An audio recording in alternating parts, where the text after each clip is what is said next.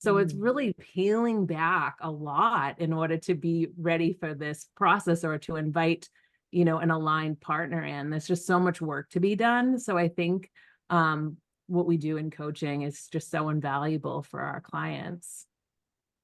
Yeah, and 100%. I think it's so interesting. We talk about peeling back the layer. Um, you're so right. Again, part of being in this fixed energy is that you can't see anything else, right? It's like you just heads down. You're productive because you know you need to provide, and so they also burn out when we get to these places where they get into, none of this is possible. I'm never, and that starts going into limiting beliefs, which we talked about last week, which they just sort of all feed into each other.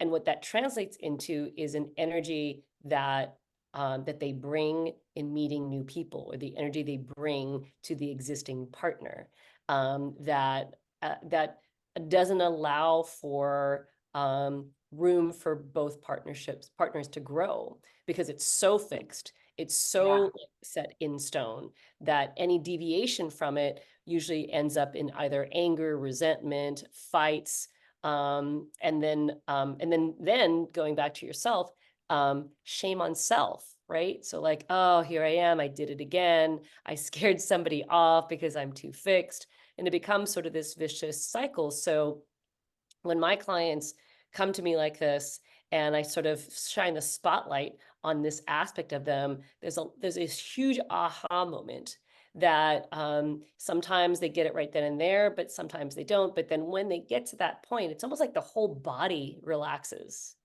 And isn't it so much better from a somatic perspective to meet people when your body is relaxed and not, Mhm. ready to, like, show them your entire resume on a first meeting?